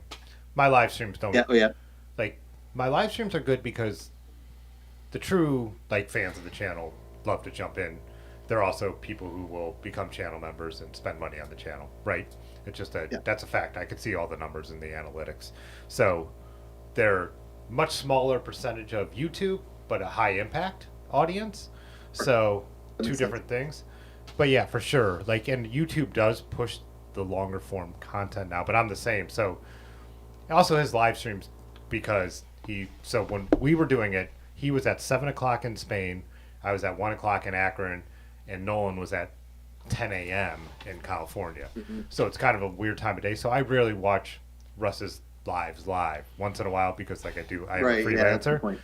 But a lot of times I have like editing stream, like where I'm just editing, and that's when I love to pop them on. So like I might pop something on like a week later. Like I watched his one with the founder of Swift, and that must have been a Hmm. week after it actually aired, but right before the Swift campout, so perfect in my time frame. But for sure, there's people who will comment all the time, like on this when I leave it up, they'll be like, "I'm not going to watch a video that long," and I'm like, "Cool." I didn't like YouTube has options. You don't have to, but I'm the same. Like, cause I sit down for lunch, and I don't know how long I'm going to sit down on a day where I'm just editing. So I like pick a 10-minute video, and then I'm still finishing. So I'm like, hey, is there something like 8 minutes? And then maybe I don't feel like Yeah. getting up, so I'm like, is there like, does anyone have something like 6 minutes on there? Like the timestamps on videos are very important to me, and like, Yes, I agree. I really wish and I forget if we already had this conversation out here. So apologies to people if we're boring them, but like I really do wish that there was like because they'll have bike stuff or they'll have video game stuff, right? Or they'll have whatever sections that they sort of are always different every time you go on there for whatever reason. But I really wish there was like an option to be like videos by time. Like give yeah, me a sub 10 minute, give me a sub half hour video, so I know like what I'm getting into. Because a lot of times I'll spend the 5 of the 10 minutes I have trying to find a 10-minute video, Me and then too. well, now I'm looking for a 5-minute video. Yeah, I know. I do that all the time at lunch because I'm like in my mind. So say I've worked long, I've like totally like hyper focused, and so I didn't eat till 1, and then I'm like I'm going to sit here till 1:30, and yeah, same thing. If it's 1:20 and I spent 3 minutes looking for a video, now I'm looking for a 7-minute video. It's like because in my Yeah, mind, and I have to do that as a freelancer. I have to give myself deadlines because you can't doom makes scroll all sense. day I long. You usually got have a conference call or something I have to be on with yeah. my job, so yeah, it's like So it's very still the hard. same though. Yeah. Yeah. There is a let's see. Dimitri said there is a filter in search for length of video. No, I've there might be, but it must be buried if it is. It's there in I the think it also depends on where you're watching, right? Because a lot of yeah. times, like what the situation we're describing, I'm at my TV. Me too. So TV, I'm which not, I has don't have a less keyboard, I options. don't have a thing. I'm just going through the recommended videos, find something to Yeah, watch to fill some time in I'm top between finishing recommended. eating or playing a video game. Yeah, I'm top recommended, and I might drop down to bikes or cameras. So like Yeah. through that feed on a Fire TV on computer, definitely way more granular control with what you're looking for on YouTube when you're on your computer. Um, But yeah, by lunchtime and my Audi, dinner. What's that? Audi boy. Sorry. Yeah. But he is right. Uh, Yeah.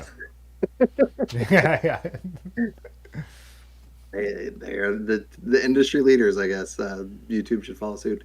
Yeah, they Um, invented the internet. Not fair enough. That was popped up, and I the double take. I was like, "Whoa, that's really cool." So I'm happy for you. That's Yeah. awesome that happened. It's fun to just be, it's fun to like, be like, oh, like someone like that knows who you are on that level. But then to get to have a conversation with the person that you feel like because you have the conversation with them in your head all the time, right? Our That's what you personal do. relationship, yeah, we do all have our own personal relationship with Russ, Yeah. whether you actually have ever talked to him or not. Yeah, it's a bit, it was like when I met at Nutmeg a couple years ago, Terry Berenson, I had been like Hmm. that's the whole motivation for doing live streams. He was doing them in his morning routine. I named these the evening routine, and I told him I was like I just ripping you off because I need to learn how to do this because I think I am going to have to do this because of the pandemic and all that stuff. Maybe this is how I'll make money for a while and all that. But when I met him, it didn't feel like I met someone I hadn't met already. It was just like we're both like, "Hey, how's it going?" We're just like chatting because it's like we've been chatting for years at this point.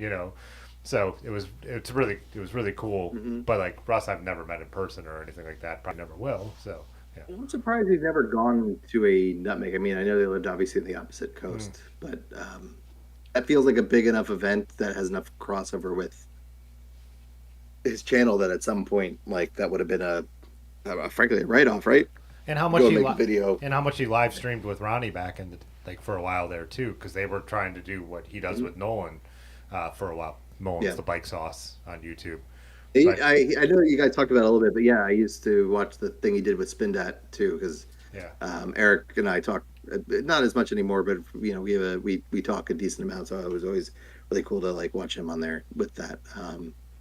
But yeah, like it always surprised me. I felt like that's something that he should have been at some point. I was really surprised to find that it wasn't somebody that's there. and him and Nolan asked me about that. They're like, "What are like we Yeah, don't do it?" They're like, "What are these alt what's it like? cycling events about?" And it's like interesting to who I just consider so much higher. Well, don't consider they are higher level YouTube, but it's like me and you are friends, and me and Miggy, and me and Natty, and me and even Terry B, and all that stuff because we all go to these things together. And I, the alt cycling community that I think Russ has helped define the entire language for is happening, and we're all a part of it. And it's interesting because even though he helped create it, he created it online, but in real life, we're the ones who are all out there doing it, right? So, as a community, at a community level, if that makes sense. Yeah, that's a really good point too. And I do feel like Nutmeg is a distinctly Northeast event in a lot of ways. I know some people travel out for it, but it is truly like it feels a little insular in that way. Like I feel like there's not as many people flying out to that as there is for your Unbounds or your Mid Mm-hmm. Souths or your Big Sugar type stuff. Like it doesn't have that pull necessarily, right? So it is still like it does feel like a locals only type of Yeah, event. I don't know. I guess which I is think weird. I But think 80. I guess it I would makes say maybe 80% level because I was just down in Columbus doing a job for a guy in Southern California who was at Nutmeg, and that's how he knows me. So, and then hmm. the one guy who writes But for, but to the point, like there's very few people I feel like that are from the Oklahoma area. yeah, I could be wrong. Somebody correct me if I am. At Mid South, right? That's predominantly the majority of the people there are flying in or yeah, driving across the country yeah, for that event. It is not a thing local from event. people in a 4 hour radius, right? Like Nutmeg. I feel like you guys are actually some of the further people that drive to it, Mhm. and like the Gateses and stuff like that. But most of the people are the New York, Yeah, Philly, Boston people that are coming out to that. yeah. So we're yeah. I think the Michigan crowd is like the crowd that comes the farthest, but they're mostly 3 hours away That's good. from us. But yeah, so for sure, us and the Mhm. Michigan crowd are definitely for like the Nutmegs and Gunk's Not Dead and stuff like that. I do think we are the ones who are usually traveling the farthest because people are always asking me like when Ronnie has a spring fling, it's like, are you guys coming out here for that? And it's like, well, we could do this like once a year. Like you don't realize what a hike this Yeah. is, like, and even like Hodag up in the so for like the Great Lakes region, Jeff Frayne from Wild Bikes, Mhm. he kind of nails the Minneapolis and all that because they go up into the country from there. People don't realize for us that's farther than Nutmeg. Like the East Coast is closer to us than going through the UP over into Wisconsin. I'm terrible with geography once you get further west than Pennsylvania, but that I would have assumed that that's further. That seems a lot Oh, further. yeah. Most But people. in my head, like Wisconsin's like very far left in the country. It's not. I'm always have to remember that every time I look at a map. It's actually not Yeah. that. There's still a lot of country left So to that's only go one once you state have. away from us, but it's still a hike. Whereas, Oh, really? yeah, so that's because Oh, all the only right. state Yeah, between yeah. us is I'm like I Michigan said, and bad with Indiana. geography. If you go through the UP, you're just going through Michigan, and if you don't, if you go around through Chicago, you're only going through Indiana. So, Got so it. people don't realize So how. Michigan's only 3 hours. Oh, I Yeah, didn't Michigan realize that. just to get to the border is closer than that. Because I rode to Frank's event last summer in Ann Arbor or Manchester, outside of Ann Arbor. Okay. But Michigan, going around Superior and the top of Michigan is Oh, very cool. far. Cool. All right. Yeah, yeah, yeah. So I'm just but the states in the East Coast are so small that I think that like kind of skews people's sense of geography as to how much bigger. Like again, like I get this about Ohio, and like people like define it by one thing, and I'm like, Ohio is such a ridiculously diverse state, from like what's on Lake Erie, to what's around Columbus, to mhm. what's in Cincinnati, to the foothills of the Appalachian on the other side of the southern Yeah. state, is just so wildly different. Like And we're not breaking any new ground here, but it is a New Jersey tip to tip is a 2 to 3 hour drive, right, depending on how fast or which route you're going. So like, I always have to remember that Ohio, like that, because New Jersey is New Jersey in a lot of ways, right? We really don't have a specific city; it's just New Jersey. So when somebody's like, "Oh yeah, I live in this other city in Ohio," in my head, I'm like, "Oh, you're right next to the Fitzwater." And all. No, I'm yeah, a 6 hour drive. I'm like, "Oh, yeah, it's the big guy who ass state." the guy who hit me And up. not even that big compared to like the Midwest, some of those Midwest states, right? So Yeah, and we're not. it's Yeah, a weird. the guy who hit me up about the job in Columbus, he was like, "Oh, you're in Ohio," and I'm like, "Yeah, what's your budget for this?" I was like, "Columbus is 2 hours away from me."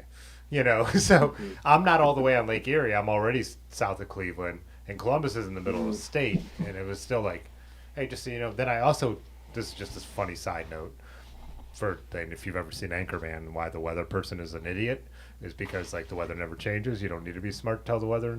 So I said to him because he wanted establishing shots outside, and I was like, "Do you have any kind of plan in case like the weather's really bad?" And he was like, "What do you mean?" And I was like, it could rain for 2 weeks straight here. It was just great. It was just such a great, like, yeah, like, there you go. Southern California, what do you mean if the weather's bad? Like, you know how you guys have fires once in a while? We have tornadoes and rain and lightning and thunder. Like, yeah. Is Jay Dandy still the map guy? Is he out here yelling at us Yeah, oh, on I maps? should be mapping all this out. He was in here early on, but yeah. Okay. That started years ago. I was realizing the other day. It's been sometimes time passes. It doesn't feel like we've been talking and friends for that long, but it's been 3+ years at this point. So Yeah. it's like, oh yeah, that was a while ago. And I mean, again, to blow some smoke here, like what there was, those live chats were very small. I think when I first started Yeah. hopping on here. So yeah, wild difference. Um, that's cool. But I actually have one question because actually, so Kyle, who I saw is in there, KT Money, he actually I think misunderstood that I was against Panniers and actually sent me a question and a DM after I reposted your story, Hmm. and was like, "Oh, I'm trying to get Panniers on this bike. What like I'm not the guy to ask about Panniers. Tim is. So do you just come back to the thing? Do you want to like I know nothing about painting. Like, what are good ones? What do you look for? Like, I first of all, also, can I ask a question? And this may sound dumb. I thought lowrider panniers was a descriptor for those specific front panniers. Are you saying lowrider is not necessarily imply front? No, you could have low riders in the back as well.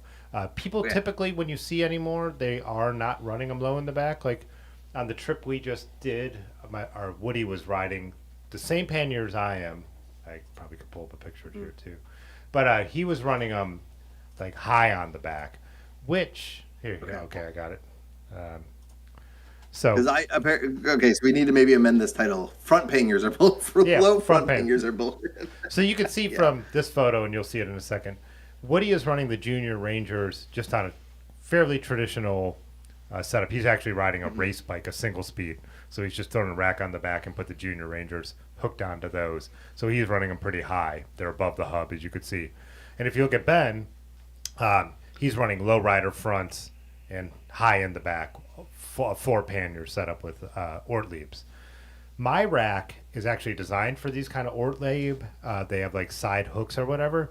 So I've actually had to modify to make the Junior Rangers work on the front, and I've done it with zip ties Okay. so that the I need to put us back on here.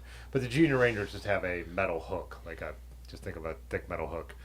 But my Okay, so the middle hook became a problem for Bob after he crashed because the middle hook was then, I guess, got ripped off, and so the problem was they had strapped some stuff, but that hook was like going into his spokes and stuff Yeah. like that, and so it became a problem for him for like the rest of the trip to like keep that thing under control. So what I do, especially for off road, is I really like these infinity tools, but a belay strap would work as well. I actually wrap around that hook Mhm. to the metal rack for extra security, so it doesn't have any of that like ability to bounce or anything like that. It doesn't make noise. It doesn't annoy you. And some people had asked in the chat, like panniers are always bouncing and like annoying me. So what I do is take an extra strap, put it around there. It's still something that come off real quick, and you could still drop your panniers. If you're gonna invest in a new set, like get racks and panniers that go together. Like I'm someone who's kind of cheap, and also like Otis at the bike shop will be like, "Well, I've got this front rack I could throw on your bike," and then I'm like, "Oh, that actually doesn't work with my panniers," and I'll just make it work because that's who I am. But yeah, if you're just like gonna buy and you're really into So I'm bike, ignorant on this topic, so yeah, thank you. if you're really into bike touring, like buy stuff that works, or if you're getting a vintage rack, like the Swift stuff will work with any kind of vintage rack. But when you get into modern setups, they've made it so there's like quick releases and all this stuff. So then you have to start looking into compatibility type stuff. If you just buy like vintage panniers and a modern rack, you might have issues. So, you know, but vintage panniers, vintage racks, Okay, no issues. that's good advice. But yeah, yeah, Ortlieb has their own system. I hope you're still on. There's your answer. Right? Yeah, Sounds good. Oh, and I just saw Natty's in the chat. Nice. My wife saw a picture of your butt, I guess. Said it looked good.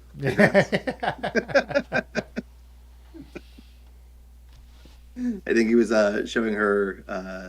He has a place in Costa Rica that he was showing her, and I think there was a picture of him in the shower. So, thanks, Oh. bud. the other thing I did want to throw into this conversation, like I think I totally butchered that. Anyways, there's a lot of people whenever I talk about bike touring and show any of my setups that like make these very definitive statements. So like how we even talked about like low riders and stuff. We're like you're like road touring, gravel touring, ride whatever you want. But people will talk about like where the weight should be on your bike, like it is a fact. Bikes are all different. Like so where the weight needs to be on your bike and where your bike handles the best really depends on your bike. And so being that my drop bar gravel bike and my gunner are very slack, they handle really well with weight on the front, except in the cases I mentioned. Michigan sand, Yeah. sand is sand. It sucks. Like you're saying, rutted out stuff, low riders where they could catch, very narrow stuff like that could change things. But like Woody was saying on his, like he put all the weight on the back, and I'm like, how is that handling on a race bike? He's like, it's handling. He was like, weight on a bike kind of sucks. And I also feel like 10 miles in you forget about it, Yeah. 5 miles in you forget about it. But there are certain like I used to try and adapt a vintage Trek, and I loved it, and I was throwing all the weight on the back. My wrists would hurt. I couldn't ride no-handed on that bike, but I was doing it because I thought it looked so cool and I loved it.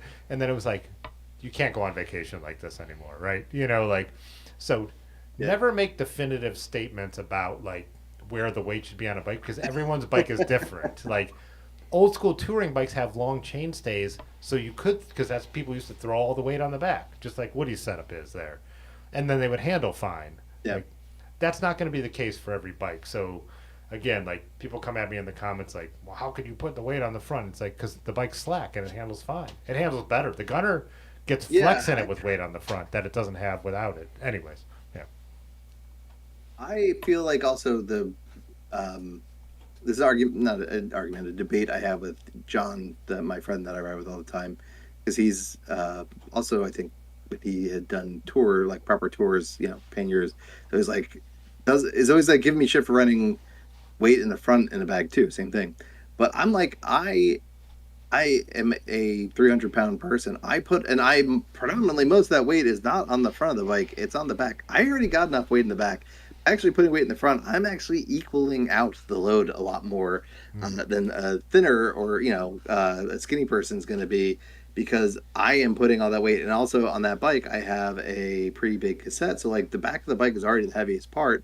So if I put more weight on the back, I'm kind of really overloading that back, and now I got to pump up the tire pressure. So now I'm running really hard. So now rocks are going to be I'm going to start bouncing off of stuff and things like that, where I can actually equal it out a little bit more with that front bag in the front. And I've never really had a problem getting up and over with a bag. I could see if you had a bag, a rack, panniers, and other, stem bag, and like really overloading the front, like that could severely limit your ability to like up and over. But with just a bag, you're not going to be able to put enough stuff in that bag in order to do it. And a basket also in the front. That's would be way too much weight. I'm kidding. Just still trying to. The wall will push you over my the guns. edge. I did say we talked about this before. Robert, OG Bobson, whatever we want to call him. So the guy that runs basket bikes was on the trip. He was the person that led the ride from Action Wheels, and it was Miggy's birthday this week. And I did put out there to people at camp, I was like, if somebody can get a sheet cake to camp for Miggy for his birthday on a basket, I will come on here and I will publicly renounce my stance. But guess what? Nobody showed up with a sheet cake, so I can still shit on bikes or on baskets all day. I think Brad, who's still in the chat. It was fun. People that obviously have been watching the stuff have been razzing me, and there's a lot of baskets. Everybody wanted to prove to me how Useful, how much they could fit on their baskets. So, Right. Brad, Abracadabrad in the chat. We were down at this like, what do you call those? It was like a colonial fest, a peddler, it's a Yankee peddler. That's what it's called, Yankee peddler. Yeah. We had ridden down to it. Aaron wanted to go down to it. It was like a, I don't know, 40-mile ride down, and we went down to the Yankee peddler, watched the blacksmith work and the candle maker and old-timey music, whatever. Brad had this dinner party he was supposed to get back to, and it's getting kind of late, and he's like, I need to bring a dessert. And he had a basket, so it was perfect. And so, like, he walked up to this pie person, and they had, like, 4 kinds of pies. And the funniest thing is, like, what kind of pie should I get? And she's like, well, there's this. And then we were like, which one can handle a jostle the best? Which one could be jostled for 40 miles and withstand that? It's like, probably the apple. So he's riding back with it. So he had to take off before the rest of us and try and haul ass back. But it was like the most, like, to go to a pie maker and we're like, what's your most jostle-free pie? Jostle-resistant pie or whatever we were saying. But Yeah. Oh, Dessert there was packing, anyways. Yeah.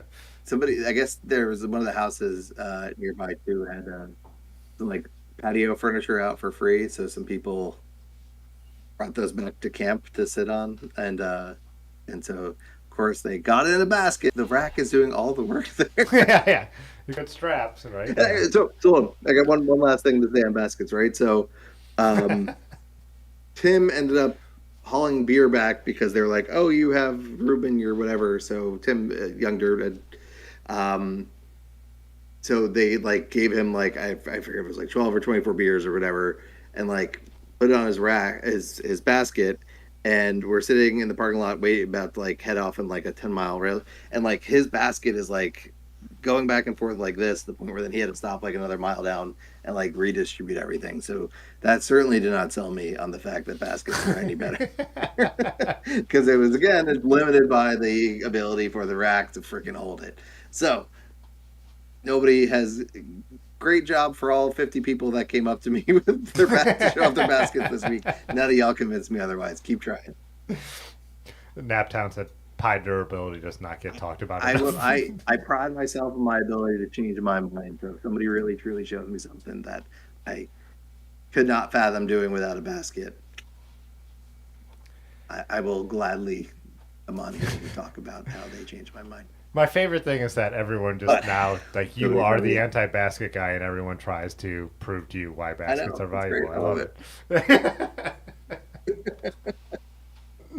I do love that the person that runs the basket bike Instagram is somebody that I interact with like weekly. Like it's so fucking fun. We had a picture the other day. We were on a ride together, and we came across this bridge, and there was like a sign that was like kissing booth, like 25 cents. We did like a little like fake smooch thing, and then like you would not believe the amount of people that was like, "Oh, finally, basket bikes and party size getting along. The war is over." And for the record, yeah, Bob and I have a great. But I do feel like I need to find, because he's also really likes, I guess, Chris Green headsets. So after our other one the other week, it's like, man, you're just really going after Bob. So I got to find out. He really likes photography, so maybe I got to find a reason to shit on cameras and. Yeah. I do have to call. I have to at my own risk. So Naptown said pie durability does not get talked about enough, and then Brad said that pie took a beating, and then said not a euphemism. And I think that's where we got ended. Hi, Brad. How's it going? Oh man. Okay, Thrifty Frame Builder. Go back and watch the video. I addressed all the basket rack. Oh yeah, yeah. Just I'm not gonna. Yeah, we'll save Yeah, new arguments for here. But Yeah, go back yeah. and I addressed that. Thrifty, yeah, jump into him on Instagram. He loves it. So what is the All Road Revolution? Is that the Jan Hein Yeah. book that I haven't delved into that one? Okay, It's really interesting. tell me on it. Is it worth reading? It's worth reading just because even some of the things I read in there were stuff you do all the time on the bike, but just to all of a sudden like read about the physics of them, like counter steering and stuff like that you just don't, you intuitively do, like jumping. Like I grew up in a neighborhood with big curbs, like a total like 80s subdivision. And I've never thought about like lifting up my front wheel to get over something. And when Aaron got into bikes and when we were trying to explain, like when I started to think about it, oh, I put power through the pedal on my dominant side, and like the way I pull up on my like bars, like it's not something that I was taught. I It's not something that, like, it was just something that I started doing as a kid, and it's like, so going over a curb, Yeah, unload the front. Yeah. going over a curb is something I've never thought about the physics of. So there was like a lot of things in that book that were really interesting to read, just in that kind of way. Like I said, counter steering, like to go around a curve on a hill on a bike, you actually steer your bike without thinking about it. You turn your wheel slightly away from the curve Left because to it go tilts before your you go bike. right. Yeah. And just like, so little things like that that I found pretty fascinating. And Jan and his team just do the science on all this stuff to, the wider tire movement and the stuff that has all been, it's just a good read. It's very plainly written. It's very well illustrated. So it's like, yeah, you don't have to agree with everything. It's just like reading a Grant Peterson book. You don't necessarily have to agree with everything, but you're going to come away as like, Sure. this was a good, like, I didn't waste my time as someone who loves riding Okay. bikes, so. Sounds good. I'm currently reading Gravity's Rainbow, so that is taking an insane amount of time. It's one of the like hardest books to read ever written. I'm not getting through it very well, but Who maybe wrote, that'll be a good palate cleanser. who wrote that? Pynchon, Ah, okay.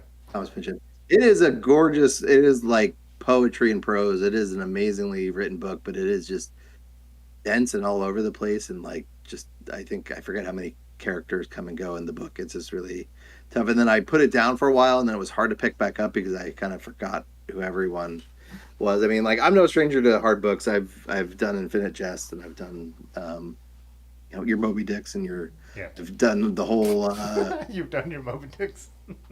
done my Moby Dicks.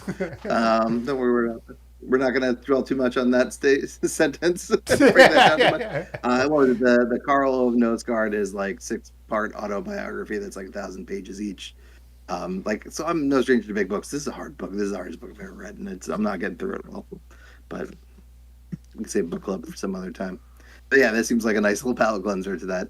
Yeah. So I'll check it out. I don't love Jan Hein, and I've never actually had Renee Hurst tires.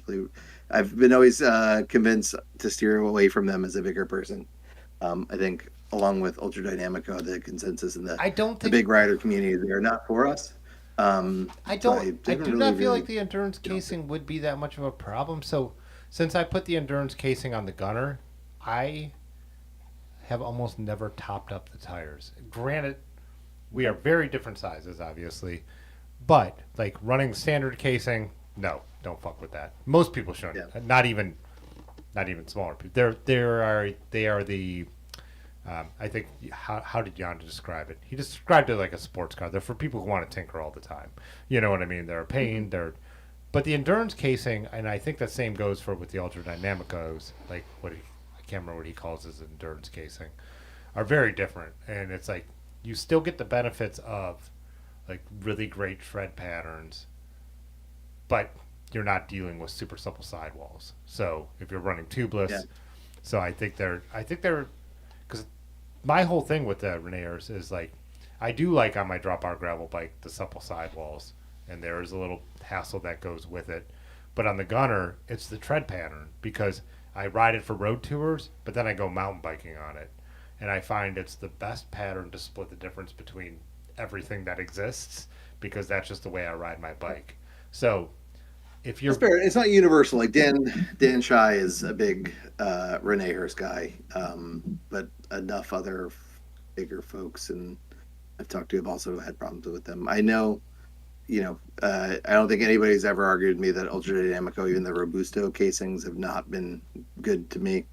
I think I got 500 miles on my last set of Ultra Dynamicos. So I'm done with them. I don't think I've ever gotten more than 1,500 miles on an Ultra Dynamico tire, personally. So my own personal experience now for me, Terravel is actually the company that I've, between the Washburns and the Cannonballs, I've been thoroughly enjoying and have not had any problems in either of them at all. So that's my big person tire recommendation. But I ran the even the Cannonball, Robusto was like, Cannonball. I got them specifically because I want to be a little less underbiked for gunks. And so I got them and expected I'll do this for gunks and I'm going to switch them out. And then if I have like nutmeg and other things, like these are going to be like special use tires for times when I need it. But like Washburns have the slick tread in the middle and a very minimal, like kind of Lego or Tetris pattern knobbies on the end. But like, I really don't feel like I'm getting that much out of them. So they roll. I have not noticed much of a difference at all. The Cannonballs have that really just same thing with a really thin strip of it, and then I find that I do notice that I'm getting the grip from the other ones when I need it, but I haven't noticed like any really difference in the rolling resistance. So the Cannonballs have actually stayed on since gunks, and I run them a little bit higher, but they really aren't. They're still good on the road, and I do ride a decent amount. Like gravel around here is a lot of like back roads. It's just a lot of quaint it's not really gravel. It's just a road that's not in great shape. So I still do need to be able to ride decently on road. Like anytime I put mountain bike tires like homages on stuff, or anything that's like pretty decently aggressively treaded, I've haven't had a good time with them. Hmm. So these I feel like really strike that balance good, and they're not crazy expensive. They're still I think what $60 a tire I think, but and 47s are a nice. They're still not super wide. So that's what I've been running lately. I think I do want Um, one thing I do want to always one thing I always want to say is because like Jan Hein gets attacked a lot in the community of like alt cycling, like mhm. a lot. Um, One thing that I say is worth saying is if you ever watch an interview with Jan Hein, he doesn't push anything but this like the science. So like he is only like about like wider tires are faster on most surfaces. Like so he's not trying to sell you on his super supple sidewalls if you're a bigger rider. Mhm. He's not trying to sell you. So I remember the first time I did nutmeg and a bunch of people like got their tires trashed doing the 100 mile, like riding through like the rough stuff in the streams. He doesn't recommend them for that. Like, Okay, so when that's you fair. watch him get interviewed, he is never like trying to push his products on you. He's like straight up. I make a boutique product for a very niche thing, but I will unequivocally say that I believe thin tube steel bikes, Format wider is better tires, or whatever. Yeah. yeah, are better Okay. bikes. So everyone like again, it's like if you listen to what the guy says and you watch his character, this is not some fucking tire Nazi. You know what I mean? This is some guy who's like, That's the impression that I've gotten. Yeah, I've never really watched too much with him, but yeah, that's it's really the worth like what he gets slagged for a lot. go back to his Pathless Pedal interview. It's from years ago, and watch him on there. Mhm. And like when Russ pulls up comments, he's like, "Oh yeah, you shouldn't use them then." Like that's how he is. Like Yeah, that's yeah. exactly who he is. And so it's like, yeah, you ran ultralight casing over like rough New England stuff. He's like, I would never recommend this for Unbound and the Flint Hills. Like, it's like these are for a very specific use case. These are boutique tires. They cost $110 a piece. Like it's like like, yeah. Anyways, so I think it's worth knowing that about the character because even Jared from Hope, who I really really like as a human being, like I've watched slam him and I'm like, you're slamming in a way that is not who he is. Like it's not who he is. It's not what he believes. You know, and I get a Mhm. joke. A good joke is a good joke. Like when Bike Pubes does it, that's a Oh joke. yeah. You know what I mean? But that's not who Jan Hein is. Mhm. He's not a dick. Yeah. So, Okay. Fair enough. Yeah, that's good enough. That's good perspective then, because like I said, I didn't really dive into it because I don't buy tires that much. So I I do because haven't I run Reneers. tried them because of I yeah, do. that's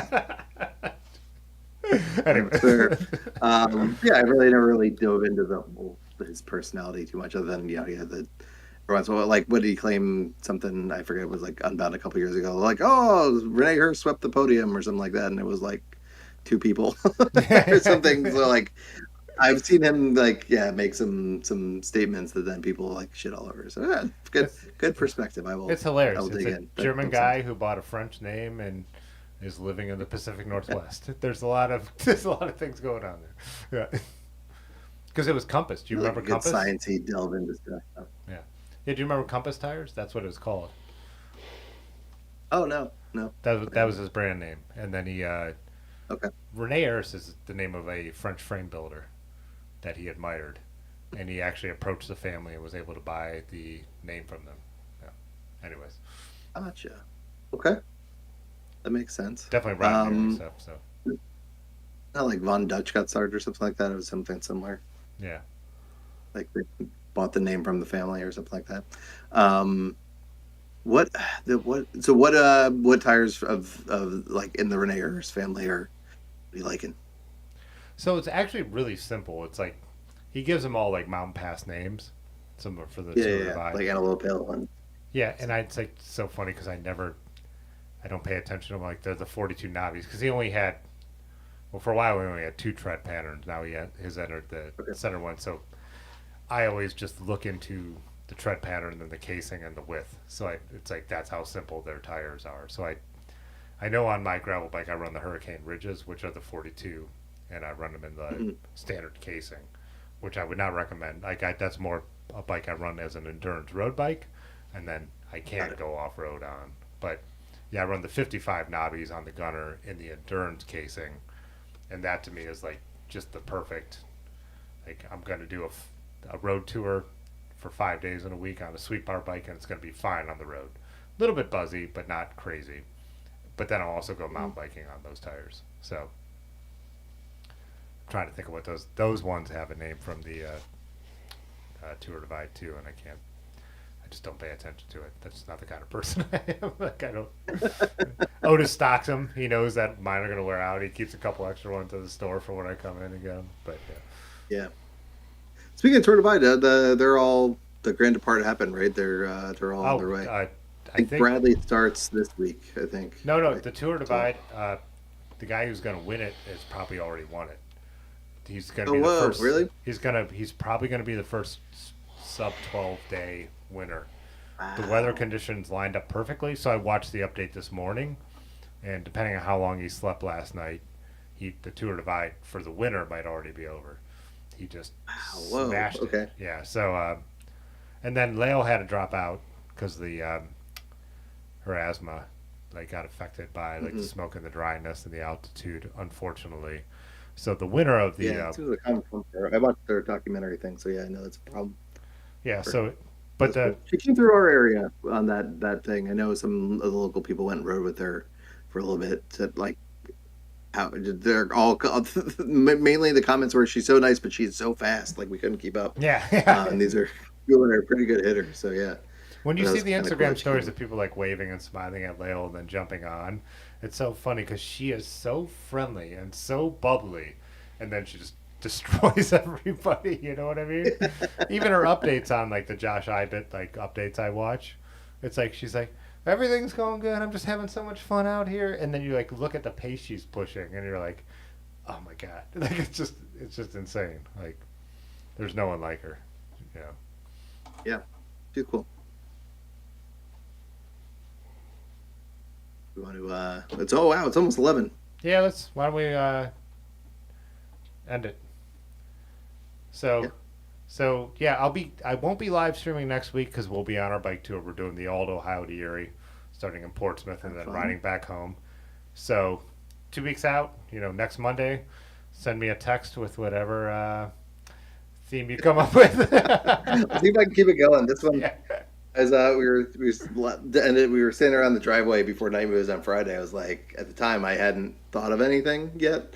I might be running out of some. Something will come up, I'm sure. But I was like, anybody got any what's grinding everybody's gears these days?